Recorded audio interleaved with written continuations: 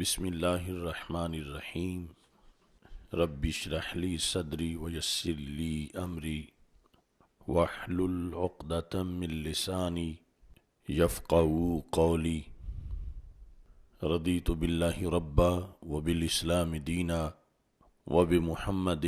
صلی اللہ علیہ وسلم نبیا ورسولا۔ اللہ اکبر، اللہ اکبر، اللہ اکبر، لبیک لبیک لبیک یا رسول اللہ صلی اللہ علیہ وسلم۔ الحمد للہ رب العالمین والصلاة والسلام علی خاتم النبیین سید الرسل وخاتم المعصومین وعلی آلہ واصحابہ اجمعین، اما بعد فاعوذ باللہ من الشیطان الرجیم۔ بسم اللہ الرحمن الرحیم۔ ان الذین آمنوا وعملوا الصالحات سیجعل لهم الرحمن ودا۔ صدق اللہ العظیم وصدق رسولہ النبی الکریم الامین۔ ان اللہ وملائکتہ یصلون علی النبی یا ایہا الذین آمنوا صلوا علیہ وسلموا تسلیما۔ الصلاۃ والسلام علیک یا سیدی یا رسول اللہ وعلی آلک واصحابک یا حبیب اللہ۔ الصلاۃ والسلام علیک یا سیدی یا خاتم النبیین وعلی آلک واصحابک یا سیدی یا خاتم المعصومین۔ مولاي صل وسلم دائما ابدا علی حبیبک خیر الخلق کلہم، منزہ عن شریک فی محاسنہ فجوہر الحسن فیہ غیر منقاسم۔ محمد تاج رسل اللہ قاطبۃ، محمد صادق الاقوال والکلم، محمد ذکرہ روح لانفسنا، محمد شکرہ فرد علی الامم۔ رب صل وسلم دائما ابدا علی حبیبک خیر الخلق کلہم۔ خدایا بحق بنی فاطمہ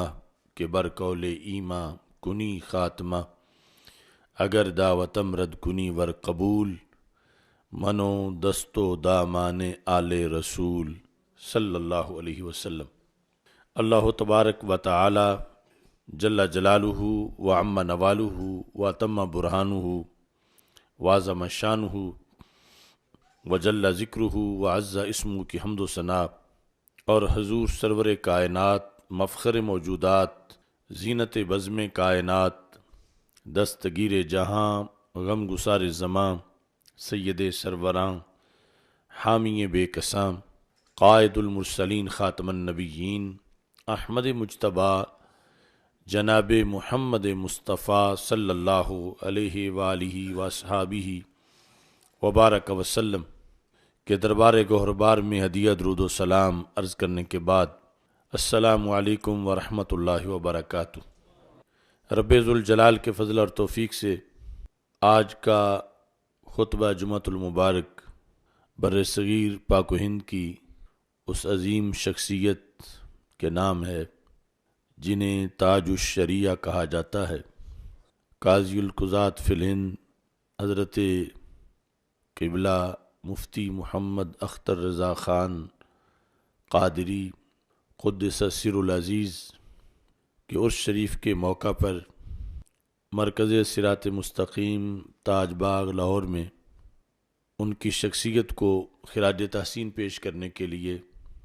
تاج الشریعہ قدس سر العزیز کانفرنس کا انعقاد کیا جا رہا ہے۔ میری دعا ہے خالق کائنات جل جلالہ ان کے مرکز پر نور پر کروڑوں رحمت نازل فرمائے، اور رب ذوالجلال ہمیں ان کا مشن مزید آگے پہنچانے کی توفیق عطا فرمائے۔ سید المرسلین خاتم النبیین احمد مجتبیٰ جناب محمد مصطفیٰ صلی اللہ علیہ وسلم نے ارشاد فرمایا ہے، یحمل ھذا العلم من کل خلف عدولہ ینفون عنہ تحریف الغالین وانتحال المبتلین وتأویل الجاہلین۔ آپ نے اپنی ظاہری حیات میں یہ ارشاد فرمایا کہ میرے اس علم کے حامل اور وارث ہر زمانے میں پیدا ہوں گے، جو عالم ہونے کے ساتھ ساتھ اعتقادی طور پر عادل بھی ہوں گے، یعنی اہل سنت ہوں گے۔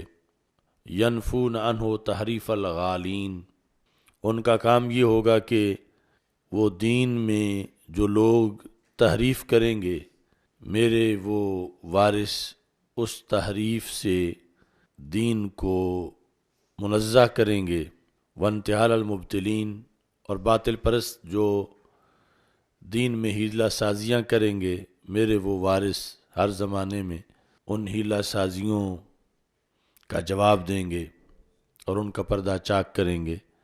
وتاویل الجاہلین، اور فرما ہر زمانے میں میرے ایسے وارث پیدا ہوں گے جو کہ جاہل کی تاویل کا محاسبہ کریں گے۔ تو مختلف صدیوں کے اندر ایسے علماء ربانی پیدا ہوتے رہے جنہوں نے رسول اکرم صلی اللہ علیہ وسلم کے وارث ہونے کا حق ادا کیا اور اپنے اپنے مرتبے میں اپنی ذمہ داریاں ادا کیں۔ مجدد دین و ملت امام علیہ سنت اعلی حضرت امام احمد رضا خان فاضل بریلوی قدس سر العزیز کو رب ذوالجلال نے ان تمام محاذوں پر کردار ادا کرنے کا بہت بڑا جذبہ اور بہت بڑی صلاحیت عطا کی، اور آپ نے صرف اپنی ظاہری حیات میں ہی وہ کردار ادا نہیں کیا، بلکہ ایسی کتابیں لکھیں جو آپ کے وصال کے بعد بھی ان محاذوں پر وہ کردار ادا کر رہی ہیں، اور 1000 سے زائد تصنیفات اور فتاوی رضویہ شریف آپ کی تحقیقات اس آخری عہد کے اندر اہل حق کا وہ سرمایہ ہیں کہ جس کے ذریعے اعلی حضرت فاضل بریلوی رحمۃ اللہ علیہ کے وصال کے بعد بھی ایمان کے تحفظ کے لیے آپ کی تصنیفات کردار ادا کر رہی ہیں۔ اعلی حضرت فاضل بریلوی رحمۃ اللہ علیہ کے خاندان کو رب ذوالجلال نے علم اور عشق دونوں کے لحاظ سے سرفراز کیا ہے۔ اعلی حضرت سے پہلے آپ کے آبا و اجداد اور اعلی حضرت رحمہ اللہ تعالیٰ کے بعد آپ کی اولاد و احفاد، رب ذوالجلال نے ان سب کو علم و حکمت سے مالا مال کیا، اور اپنے اپنے عہد میں افتاء کے ذریعے، تبلیغ کے ذریعے اور تصنیف کے ذریعے جو گہرے نقوش انہوں نے ثبت کیے، وہ اللہ کے فضل سے اہل سنت کے لیے مینارہ نور کی حیثیت رکھتے ہیں۔ آپ کے خاندان کی علمی خدمات اور اس سلسلہ میں احیاء سنت کا اور عقائد اہل سنت کے تحفظ کا جو کردار ہے، اس میں حضور تاج الشریعہ قدس سر العزیز بھی اپنے عہد کے اندر ان تمام محاذوں پر ڈٹ کے کھڑے ہوئے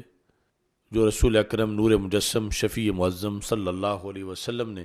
اپنے ورثاء کے لیے جن کا تعین کیا۔ ینفون عنہ تحریف الغالین وانتحال المبتلین وتاویل الجاہلین، آپ نے جتنے بھی علماء سو تھے یا اسلام سے باہر سے جو اسلام پر حملے ہو رہے تھے، مختلف قسم کے لبرل لوگ جو اسلام کے اندر اپنی من مانی تعویلیں کرنا چاہتے تھے، یا خام فکر کے لوگ جو جاہل تعویلیں کر رہے تھے، تو اس سلسلہ میں حضرت قبلہ مفتی محمد اختر رضا خان قادری قدس سر العزیز نے اللہ کے فضل سے بڑا بھرپور کردار ادا کیا، بروقت ایسے فتاوی صادر کیے اور پوری دنیا کے اندر دورے کیے، کتابیں لکھیں، اور وہ کتابیں بھی ہمارے لیے مینارہ نور کی حیثیت رکھتی ہیں۔ تو اعلی حضرت رحمۃ اللہ علیہ کے خاندان کے اندر جو رب ذوالجلال نے علم کی ایک تجلی بلکہ بہت زیادہ اجالا رکھا ہے، اس کا ظہور بھی حضرت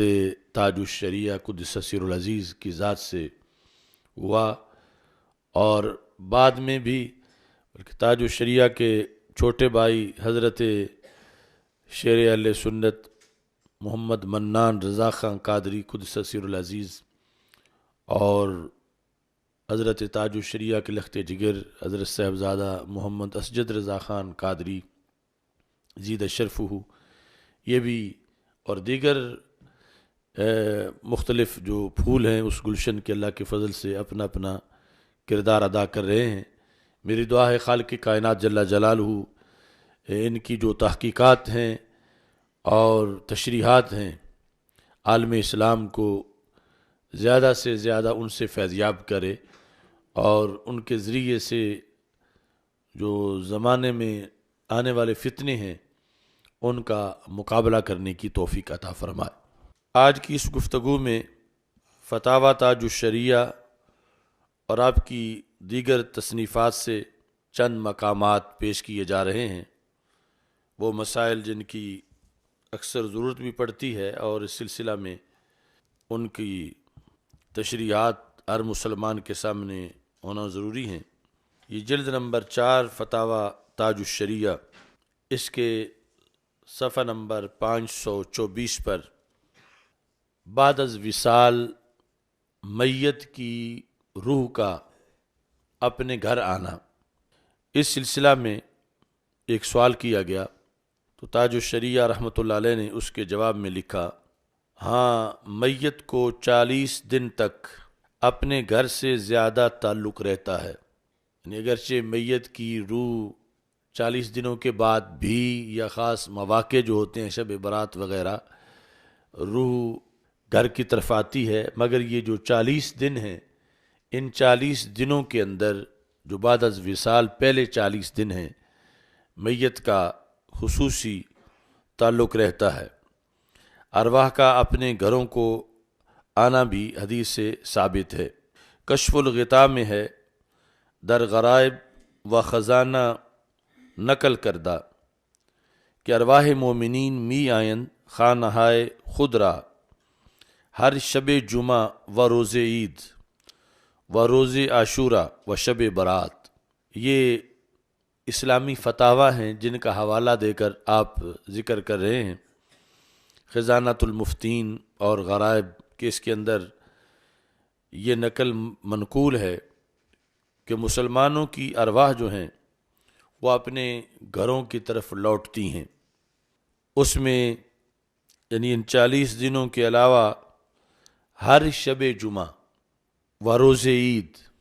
و روز عاشورہ یعنی 10 محرم الحرام و شب برات، ان کا بطور خاص ذکر کر کے آگے لکھا، پس استادامی شون بیرون خانہ خود، کہ ارواح اپنے گھروں کے باہر آ کر کھڑی ہو جاتی ہیں، و ندامی کنن ہر جگہ با آواز بلند، اور آواز بلند سے، جو چونکہ وہ تو برزخ کے احوال سے متصف ہوتے ہیں اس لیے پھر دنیا میں ہوتے ہوئے ہمیں وہ آوازیں سنائی نہیں دیتی، لیکن وہ بلند آوازوں سے گھر والوں کو جو زندہ موجود ہیں گھر میں انہیں آواز دیتی ہیں، اے اہل و اولاد من و نزدیک من مہربانی کنید برما بصدقہ، کہ وہ ارواح جو ہے وہ یہ آوازیں دیتی ہیں کہ ہماری اولاد اور جو بھی اہل خانہ ہیں کہ تم ہم پہ بھی مہربانی کرو اور جو ہمارے قریب ہیں ان پہ بھی مہربانی کرو، یعنی قریب قبرستان میں دفن ہونے کے لحاظ سے۔ تو وہ مہربانی کیسی ہوگی؟ صدقہ کے ذریعے ہوگی کہ تم غربا مساکین پر صدقہ کرو، تو اس صدقہ کی وجہ سے ہمارے لیے قبر میں آسانیاں ہوں گی۔ اس سلسلہ میں فتاوی رضویہ کے اندر تفصیلاً موجود ہے، ہم نے اس پر ایک مکمل سیمینار بھی کیا تھا۔ بہرحال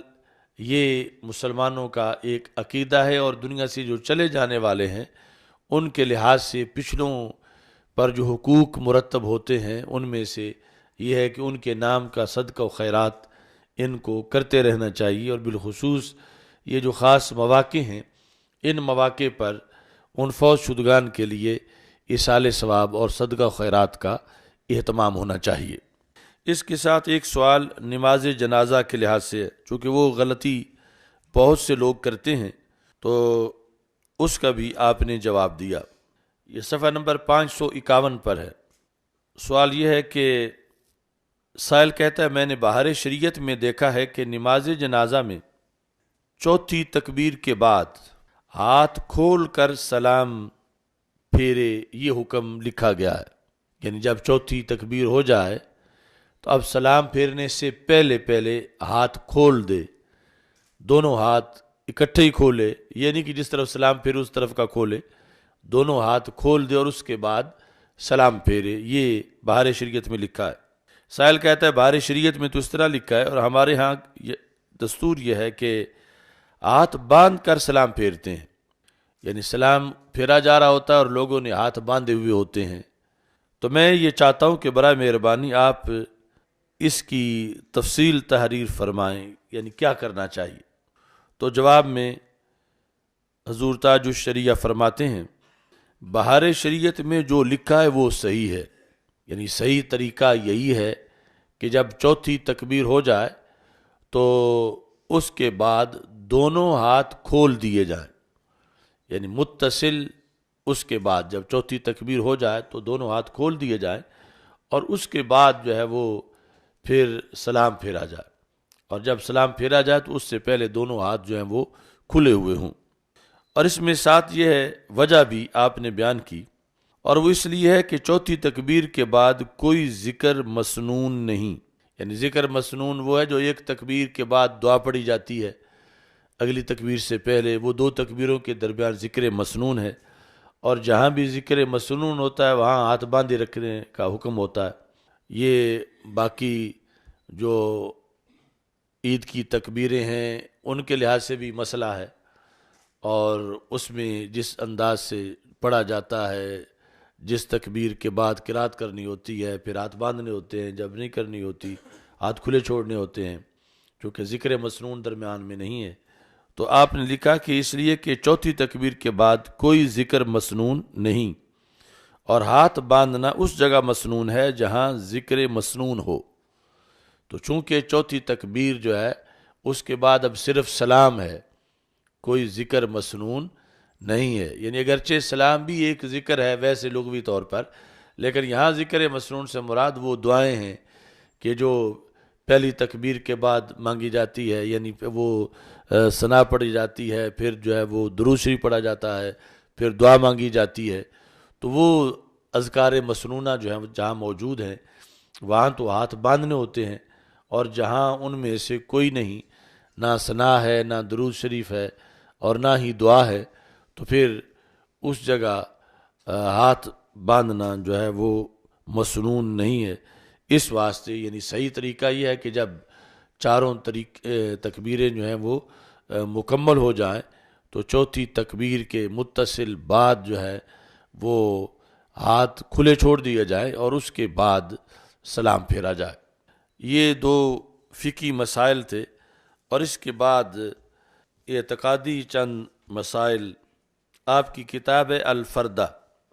الفردہ فی شرح البردہ،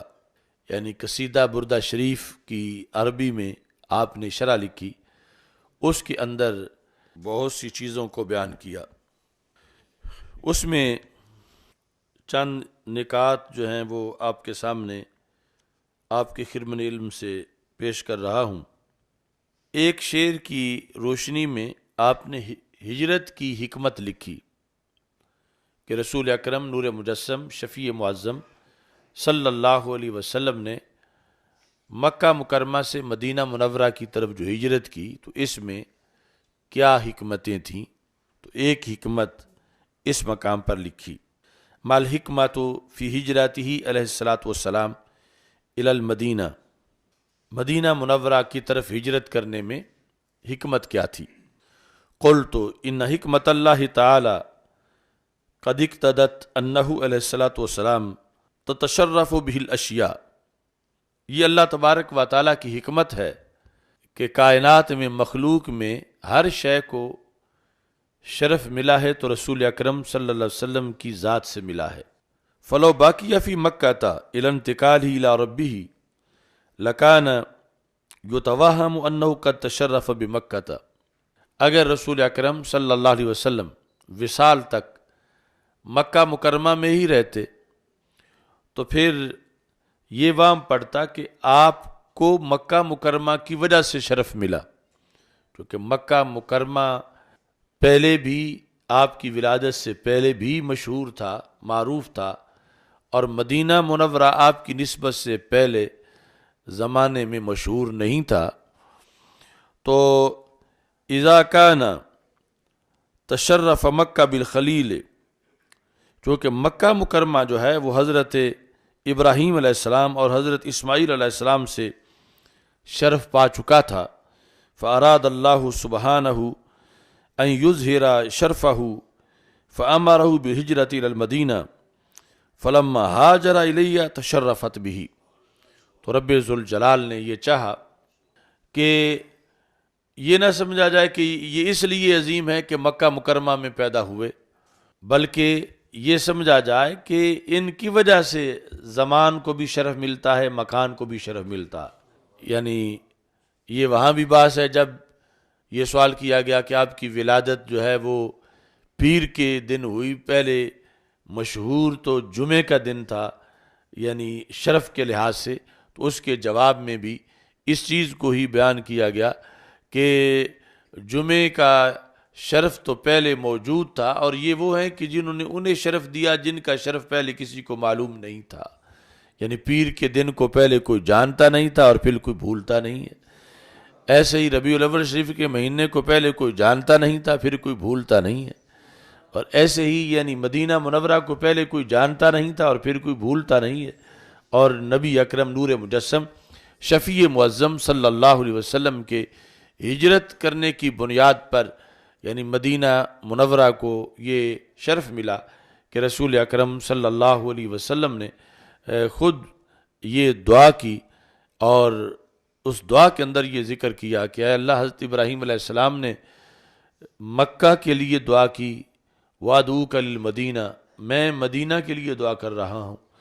بمثل ما دعاک لمکہ ومثلہ معہ، کتنی دعا کر رہا ہوں؟ فرمایا جتنی انہوں نے مکہ کے لیے کی تھی میں اسے ڈبل مدینہ کے لیے دعا کر رہا ہوں۔ اللہم اجعل بالمدینہ ضعفی ما جعلت بمکہ من البرکہ، اے اللہ جتنی تو نے مکہ مکرمہ کو برکت دی اس سے ڈبل برکت تو مدینہ منورہ کو عطا فرما دے۔ تو پھر محبت کی بھی ڈبل دعا کی، اللہم حبب الینا المدینہ کحبنا مکہ و اشد، اے اللہ مدینہ منورہ کو ہمارا محبوب بنا دے، کتنا محبوب بنا دے، کحبنا مکہ تھا، یا تو اتنی محبت ہو جتنی مکہ مکرمہ سے ہے، او اشدہ، یا پھر مدینہ منورہ کی ڈبل عطا کر دے، یا اشدہ میں ہے کئی گنا زیادہ عطا کر دے۔ تو اس طرح رسول اکرم نور مجسم شفیع معظم صلی اللہ علیہ وسلم کی ان تمام دعاؤں کی جو وجہ بنی وہ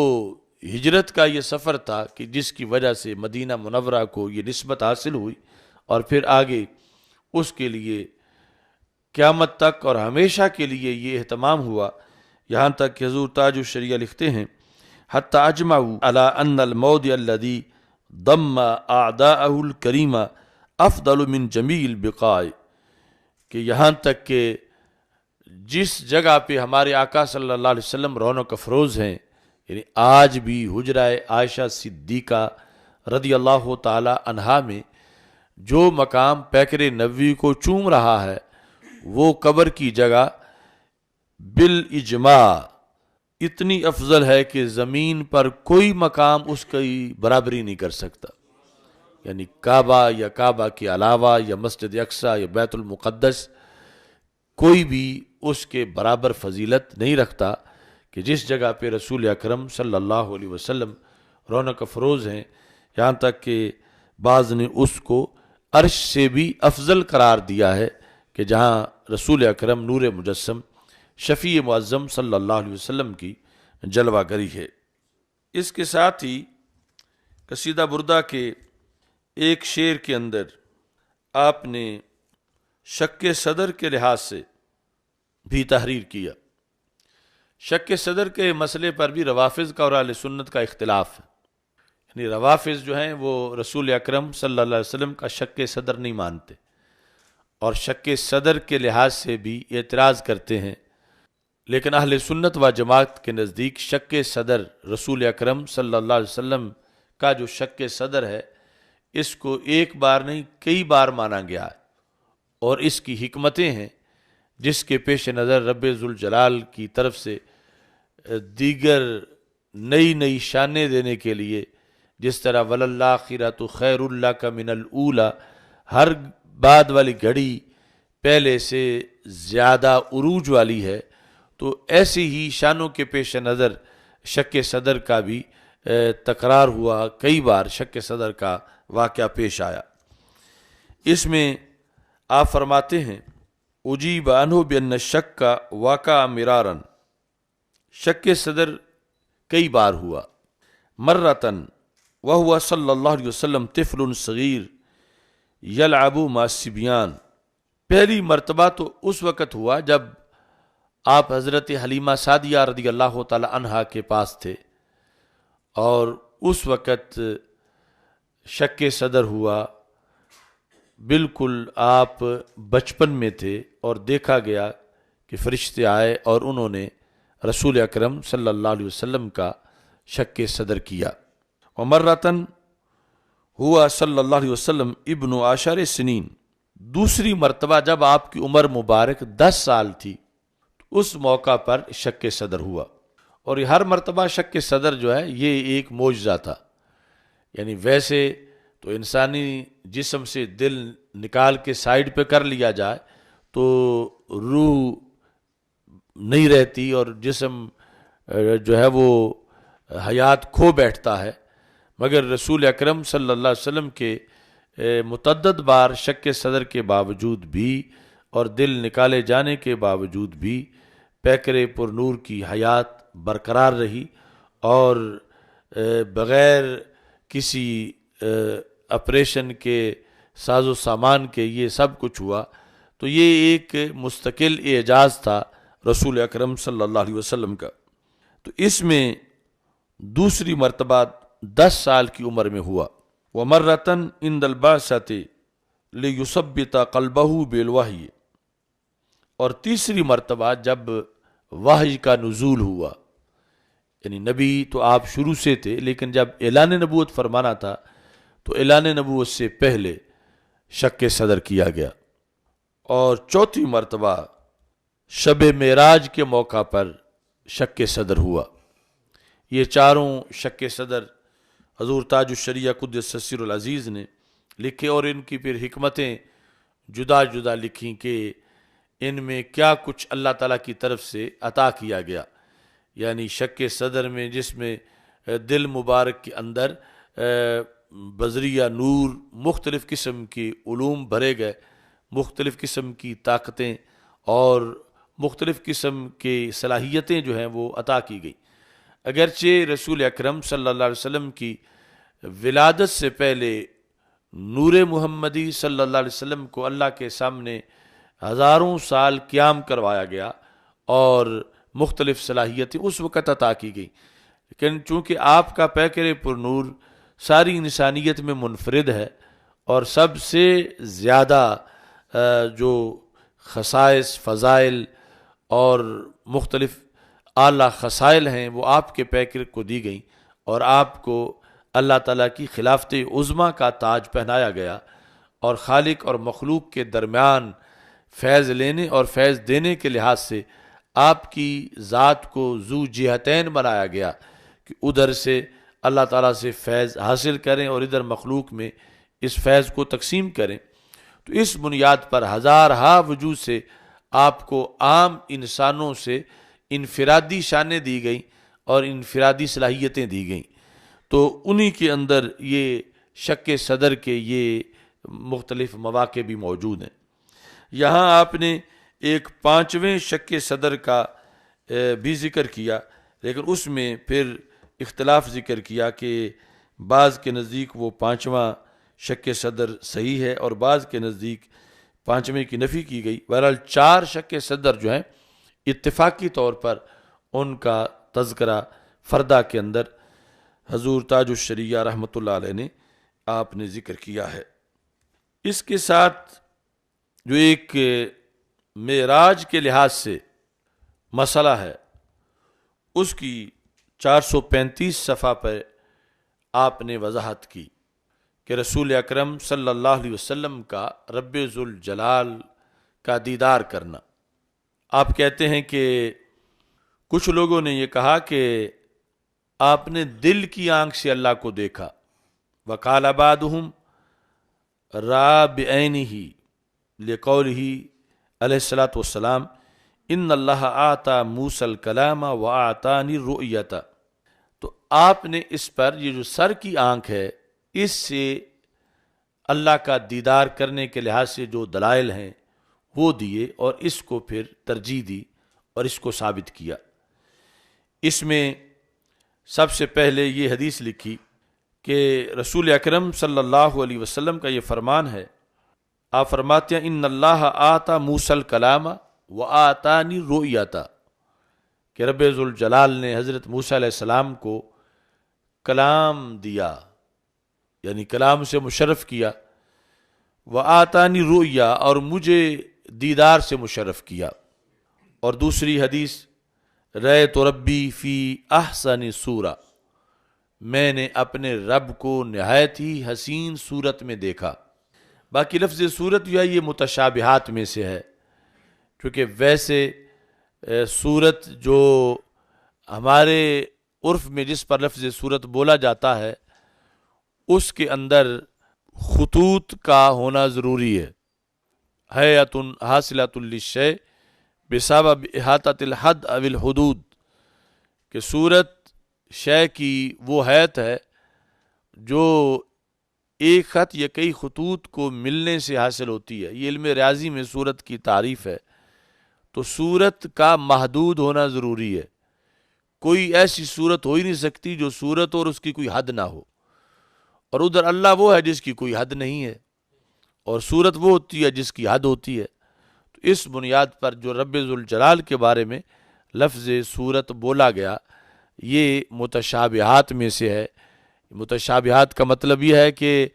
یہ لفظ برحق ہے، اس کی مراد بھی برحق ہے، اور قیامت کے دن جب ہم اللہ کا دیدار کریں گے تو پھر پتہ چلے گا کہ اس سے مراد کیا ہے، یعنی یہ ایمان رکھنا اس پر ضروری ہے۔ احسن سورہ، تو یہاں بھی چونکہ رأیتو کا لفظ ہے کہ میں نے دیکھا، اس پر آپ فرماتے ہیں کہ لفظ رؤیت آ جانے کے باوجود بھی کچھ لوگ تعویل کرتے ہیں۔ وہ کہتے ہیں کہ رؤیت تو ہے، مگر رؤیت قلبی بھی ہو سکتی ہے، رؤیت بصری بھی ہو سکتی ہے۔ تو جب صرف لفظ رؤیت ہے کہ میں نے دیکھا، تو ہو سکتا ہے دل کی آنکھ سے دیکھا ہو، تو پھر بھی یعنی سر کی آنکھ سے دیکھنا ثابت نہ ہوا۔ یہ جو دوسرا پہلو تھا ان کی طرف سے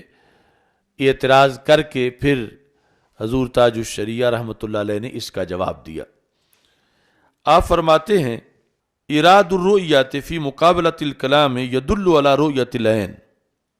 کہ لفظ رؤیت کا آ جانا کلام کے مقابلے میں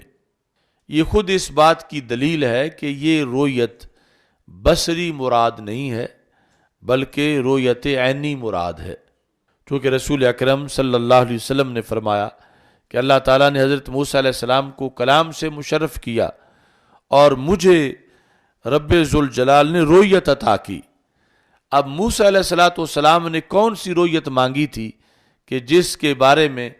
انہوں نے کہا تھا ارنی انظر الیک، جواب میں تھا لن ترانی ولکن انظر الی الجبل فإن استقر مکانہ فسوف ترانی۔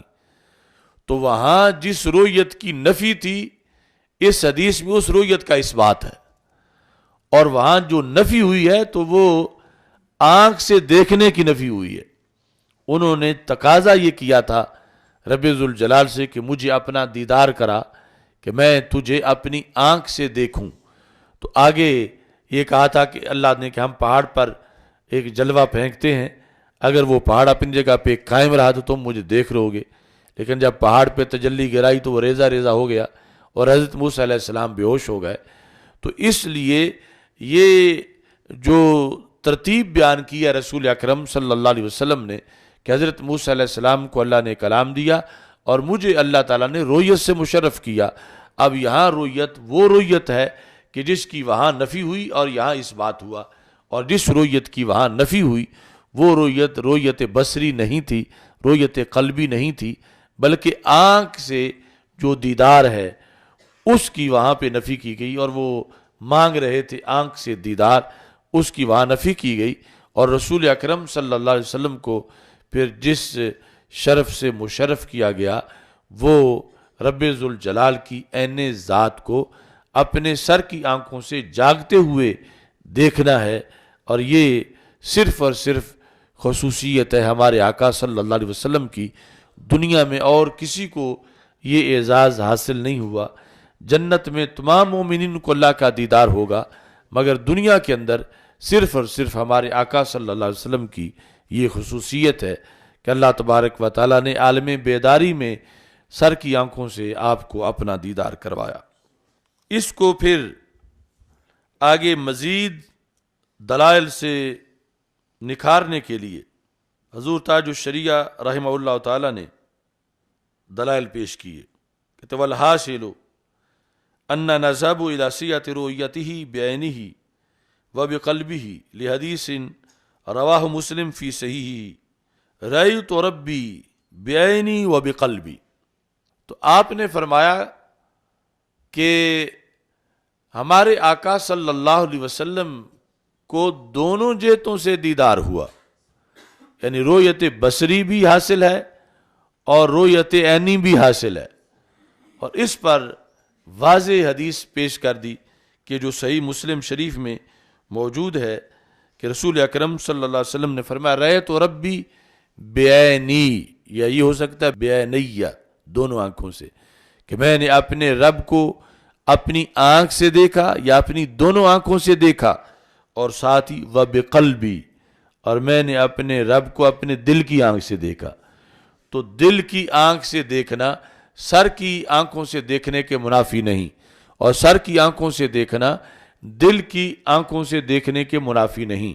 اور یہ دونوں شانیں رسول اکرم نور مجسم شفیع معظم صلی اللہ علیہ وسلم کو میسر ہوئیں، اور بالخصوص جب خود سیاستہ کی اس حدیث میں دونوں کا ذکر آ گیا تو اس بنیاد پر یہ قلبی رؤیت جو ہے وہ بھی ثابت ہے، اور بالخصوص جو آنکھ سے دیکھنے پر جو اختلاف کیا جا رہا تھا اس کے جواب میں یہ واضح دلیل حضور تاج الشریعہ رحمہ اللہ تعالیٰ نے صحیح مسلم سے پیش کی۔ اس کے ساتھ آپ نے قصیدہ بردہ کے ایک شعر میں لفظ محمد صلی اللہ علیہ وسلم، یہ نام میں اس کے استعمال، یعنی یہ نام رکھنا بچوں کا، اس پر آپ نے احادیث اکٹھی کی کہ جب کسی گھر میں ایسا بچہ ہے جس کا نام محمد رکھا گیا ہے تو اس میں برکتیں کتنی ہیں، یا اس کی وجہ سے مولود کے اندر کس قدر برکتیں آ جاتی ہیں۔ تو آپ نے یہ صفحہ نمبر 509 پر یہ احادیث اکٹھی کی، ان میں آپ ارشاد فرماتے ہیں کہ حضرت انس رضی اللہ تعالی عنہ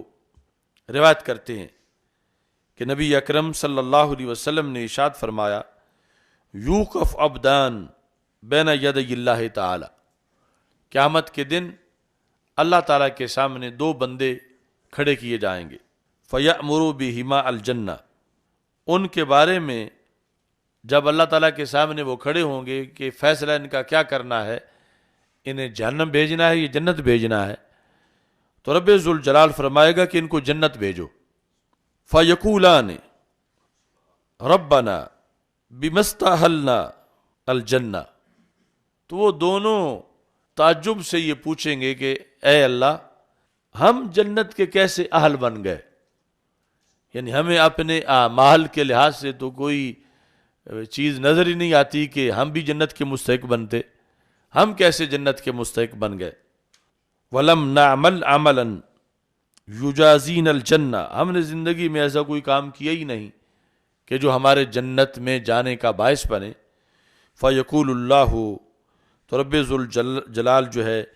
یہ ارشاد فرمائے گا ادخل الجنت، تم دونوں جنت میں داخل ہو جاؤ، فإنی آلیت علی نفسی اللہ یدخل النار من اسمہ احمد ولا محمد، کہ میں نے اپنے اوپر یہ لازم کر رکھا ہے کہ جس کا نام احمد ہوگا یا محمد ہوگا وہ بندہ جہنم میں داخل نہیں ہوگا۔ تو یہ تمہیں محض تمہارے اس نام کی وجہ سے یہ شرف دیا جا رہا ہے۔ یہ کہہ کر خالق کائنات جل جلالہ ان کو جنت میں داخل ہونے کا دوبارہ حکم فرما دے گا۔ اب ایسی جتنی بھی احادیث ہیں، یعنی ان میں یہ ضروری ہے کہ بندہ ان کی وجہ سے بدعملی کی طرف نہ جائے، یعنی وہ اتنی کوشش کرے کہ جب میں اتنا مقدس ہوں، میرا نام اتنا اچھا ہے، تو میرا کام بھی اتنا اچھا ہونا چاہیے، یعنی دنیا میں رہتے ہوئے وہ عام لوگوں سے زیادہ نیک بننے کی کوشش کرے کہ ان کے تو نام عام سے ہیں اور میرا اتنا خاص نام ہے، اور میں اس نام کی لاج رکھوں اور اس کی وجہ سے میں زیادہ سے زیادہ اعمال صالحہ کی طرف متوجہ ہوں۔ دوسری حدیث یہ ہے کہ رسول اکرم صلی اللہ علیہ وسلم نے یہ ارشاد فرمایا، یہ حدیث قدسی ہے کہ اللہ تعالیٰ کا فرمان ہے وَعِزَّتِي وَجَلَالِي لَا عَذَّبْتُ أَحَدًا يُسَمَّى بِاسْمِكَ فِي النَّارِ، کہ رسول اکرم صلی اللہ علیہ وسلم ارشاد فرماتے ہیں کہ اللہ تعالیٰ نے یہ فرمایا ہے، مجھے میری عزت کی قسم ہے اور مجھے میرے جلال کی قسم ہے، لا عذبت احدا یسمى باسمک فی النار، محبوب جو بھی تیرے نام والا ہوگا، جس کا نام بھی محبوب آپ کے نام پہ رکھا گیا ہے، میں اس کو جہنم میں داخل نہیں ہونے دوں گا۔ یہ بھی یعنی حدیث قدسی ہے، اور اس میں رب ذوالجلال نے دو قسمیں اٹھا کر یہ ذکر کیا، وعزتی مجھے میری عزت کی قسم، وجلالی مجھے میرے جلال کی قسم، لا عذبت احدا یسمى باسمک فی النار، کہ جو آپ کے نام پہ جس کا نام ہے میں اس کو جہنم میں داخل نہیں کروں گا۔ ایسے ہی حضرت مولا علی رضی اللہ تعالیٰ عنہ سے روایت ہے، آپ ارشاد فرماتے ہیں ما من مائدہ وضعت فحضر علیہا من اسم احمد و محمد الا قدس اللہ ذالک کل المنزل کل یوم مرتین۔ حضرت مولا علی رضی اللہ تعالی عنہ آپ فرماتے ہیں کہ جس دسترخوان پر بیٹھ کے کھانا کھانے والوں کے نام احمد یا محمد ہوں، جس گھر میں دسترخوان بچھایا جاتا ہے اور اس دسترخوان پہ بیٹھنے والے کسی ایک بندے کا نام احمد ہے یا کسی ایک بندے کا نام محمد ہے، تو اس گھر کے لیے کیا اہتمام ہوتا ہے، قدس اللہ ذالک کل المنزل کل یوم مرتین، رب ذوالجلال روزانہ 2 مرتبہ اس گھر کو مقدس بنا دیتا ہے۔ اب ان احمد اور محمد نام والوں کا نماز پڑھنا، ان کا قرآن مجید کی تلاوت کرنا، ان کا دیگر امور جو ہیں نیکی کی ان کی طرف متوجہ ہونا، وہ تو علیحدہ ایک اس کا سلسلہ ہے نیکی کا۔ یہ صرف ایک عام انسانی جو ضرورت ہے کھانا کھانے کی، کہ وہ دسترخوان پہ بیٹھتے ہیں، وہاں وہ کھانا کھاتے ہیں، تو اس بیس پر اس گھر کو یہ شرف دیا جا رہا ہے کہ دن کے اندر 2 مرتبہ اس گھر کو مقدس کر دیا جاتا ہے۔ ایسے ہی مسند بزار میں ہے۔ اب یہاں یہ تھا کہ محمد نام رکھا جائے، آگے یہ ہے کہ پھر جب رکھا جائے تو اس کا پھر اہتمام بھی ہے۔ وہ کس طرح، اذا سمیتم الولد محمدا فلا تضربوہ،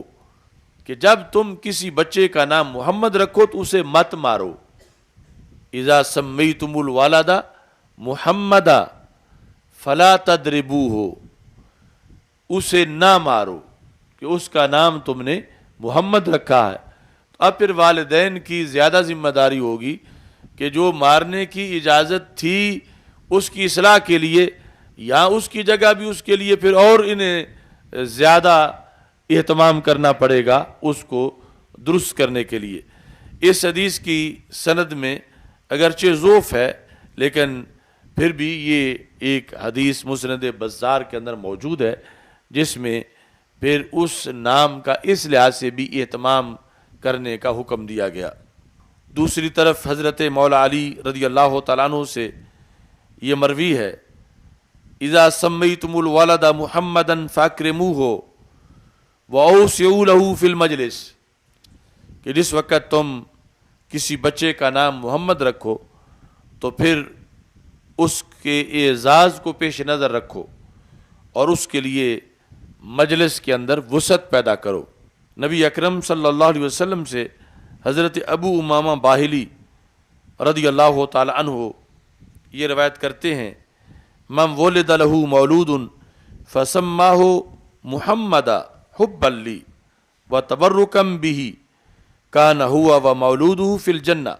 کہ رسول اکرم نور مجسم شفیع معظم صلی اللہ علیہ وسلم ارشاد فرماتے ہیں کہ جس کے گھر بچہ پیدا ہوا اس نے اس کا نام محمد رکھا، اور محمد نام رکھنے کے دو اسباب تھے۔ پہلا سبب کیا تھا؟ حب لی، میرے سے محبت کی وجہ سے رکھا اس نے، میری محبت کی بنیاد پر اس نے اپنے بچے کا نام محمد رکھا۔ وَتَبَرُّكًا بھی، اور مجھ سے تبرک کرتے ہوئے یا اس لفظ محمد سے تبرک کے لیے اس نے یہ نام رکھا، کان ہوا و مولودہ فی الجنہ، وہ والد اور وہ مولود باپ بیٹا اس بنیاد پر دونوں جنتی بن جائیں گے۔ ایسے ہی یہ بھی حدیث شریف میں آیا، ان للہ ملائکہ سیاحین، کہ کچھ فرشتے جو ہیں ان کا کام چلتے پھرتے رہنا ہے، جس طرح کہ ایک دوسری حدیث میں ان للہ ملائکۃ سیارہ، اللہ کے کچھ فرشتے سیارہ ہیں، سیر کرتے رہتے ہیں، تو ان کو زمین پہ بھیجا جاتا ہے کہ مجالس ذکر کو ڈھونڈو، اور جہاں مجلس ذکر وہ گلیوں میں پھیلے ہوتے ہیں، جب کہیں ذکر کی مجلس ان کو نظر آتی ہے تو دوسروں کو بھی آواز دیتے ہیں، ہلموا الی حاجاتکم، جو ڈھونڈنا تھا مل گیا، آ جاؤ تم بھی آ جاؤ۔ تو اس کے آخر میں پھر وہ جب فارغ ہو کے اللہ کے دربار میں جاتے ہیں تو رب ذوالجلال ان سے وہ ساری صورتحال پوچھتا ہے، حالانکہ اللہ تعالیٰ بہتر جانتا ہے ان سے، لیکن پھر بھی پوچھتا ہے۔ تو اس کے نتیجے میں رب ذوالجلال یہ فرماتا ہے کہ میں نے ان کو بخش دیا، اور ان کے صدقے جو ان کے ساتھ بیٹھے تھے ان کو بھی بخش دیا۔ اور وہاں پر فرشتے تعجب سے کہتے ہیں، وہ ساتھ والا تو ویسے گزر رہا تھا اور بیٹھ گیا، وہ اس کا تو ارادہ ہی کچھ اور تھا۔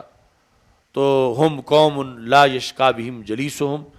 تو اللہ تعالیٰ فرماتا ہے یہ قوم ایسی ہے، ذکر کرنے والے لوگ،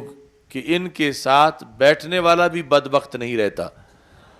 تو اسی حدیث سے ملتی جلتی یہ دوسری حدیث ہے جو اب پیش کر رہا ہوں، اس میں ہے ان للہ ملائکہ سیاحین، اللہ کے کچھ فرشتے ایسے ہیں جو کہ سیاح ہیں، عبادتھا کل دار فیہا من اسمہ احمد و محمد حفظھا و دخولھا، ان کی ڈیوٹی جو ہے وہ یہ ہے کہ زمین پر وہ گھر تلاش کرو جو محمد نام والے لوگوں کے گھر ہیں یا احمد نام والے لوگوں کے گھر ہیں۔ ان فرشتوں کی ڈیوٹی ہے کہ ان گھروں کو تلاش کر کے ان کی حفاظت کے لیے کھڑے رہنا، ان گھروں کی حفاظت کے لیے پہرا دینا، اور ان گھروں کی جو برکت ہے اس کے لیے اہتمام کرنا۔ تو فرشتوں میں سے کچھ فرشتے خاص اس ڈیوٹی پر مامور ہیں کہ جن کو روزانہ ڈیوٹی جب لگائی جاتی ہے تو بھیجا جاتا ہے اس مقصد کے لیے کہ تم یہ محمد اور احمد نام والے جو گھر ہیں ان کو تلاش کرو، اور ان کو تلاش کرنے کے بعد تم ان کے پاس اپنی طرف سے ڈیوٹی پیش کرتے رہو۔ تو اس لیے امت کے اندر یہ جو مقدس نام ہے محمد اور احمد، ان کی کثرت ہے، اور ہمارے بر صغیر پاک و ہند کے اندر جو سلسلہ ہے وہ تقریباً 99% نام جو ہیں وہ محمد رکھے جاتے ہیں. یعنی مثلاً جس کا نام محمد خالد ہے تو نام اس کا اصل میں محمد ہے، خالد فصل کے طور پر ہے کہ یہ کون سا محمد ہے. یعنی محمد زاہد، محمد خالد، محمد عمر، محمد اکرم، اصل میں ان چاروں کے نام محمد ہے. آگے عمر، اکرم، خالد، زاہد یہ فرق کرنے کے لیے ہیں کہ یہ کون سا محمد ہے، کہ یہ وہ محمد ہے جس کو خالد کہتے ہیں، یہ وہ محمد ہے جس کو عمر کہتے ہیں. یعنی اگلا نام جو ہے وہ فرق کرنے کے لیے رکھا جاتا ہے. اصل حکمت یہ ہے، اگرچہ ہمارے عرف میں پھر وہ جو فصل کا ہے وہ مشہور ہو جاتا ہے اور اس سے پھر بلایا جاتا ہے، لیکن حقیقت میں یعنی بر صغیر کا جو مزاج ہے ادب والا، اس کے اندر اس چیز کو پیش نظر رکھا گیا کہ اولادوں کے نام محمد یا احمد یہ شروع میں رکھ کے اس کے بعد جو ہے وہ پھر جو اضافی نام ہے وہ بطور فصل کے ہوتا ہے کہ جب کئی چیزیں ایک جیسی ہوں تو ان میں فرق کرنے کے لیے مثلا ایک وہ ہے جو لاہور والا ہے، ایک وہ ہے جو پشاور والا ہے، جو اس طرح کر کے فصل کیا جاتا ہے تو یہ ناموں کے اندر پھر اٹیچ کر دیا جاتا ہے نام کو، جس کی وجہ سے فرق کیا جاتا. اور تاریخ میں یعنی صرف عام لوگ اس نام والے نہیں، بڑے بڑے فقہا، محدثین لفظ محمد پر جن کا نام تھا ان کے لیے علیحدہ قبرستان بنائے گئے کہ یہ یہاں صرف وہ فقہا دفن ہوں گے جن کا نام محمد ہے. یعنی فقیہ ہونا تو علیحدہ ایک مسئلہ ہے، وہ اب کتنے لوگوں میں سے، ہزاروں لاکھوں میں سے کوئی ایک فقیہ ہوتا ہے، لیکن پھر بھی اتنے ہوئے کہ قبرستان بھرے ہوئے ماوراء النہر میں کہ یہ محمد نام والے فقیہ ہیں، یہ احمد نام والے فقیہ ہیں، یہ محمد نام والے محدث ہیں. تو اس طرح یعنی کثیر طریقے سے یہ نام جو ہے امت مسلمہ کے اندر اس کو رکھا گیا، اور یہ بھی ایک خصوصی محبت ہے رسول اکرم نور مجسم شفیع معظم صلی اللہ علیہ وسلم سے. تو اس طرح مختلف طریقوں سے حضور تاج الشریعہ نے عشق رسول صلی اللہ علیہ وسلم کا پیغام امت میں تقسیم کیا، اور آج بھی یہ پیغام گونج رہا ہے. رب ذوالجلال آپ کے مرکز پرنور پر کروڑوں رحمت نازل فرمائے، اور جو شیوخ اس وقت زندہ ہیں اللہ تبارک و تعالی ان کو ان کا سایہ تادیر ہم پہ سلامت فرمائے. وآخر دعوایا ان الحمد للہ رب العالمین.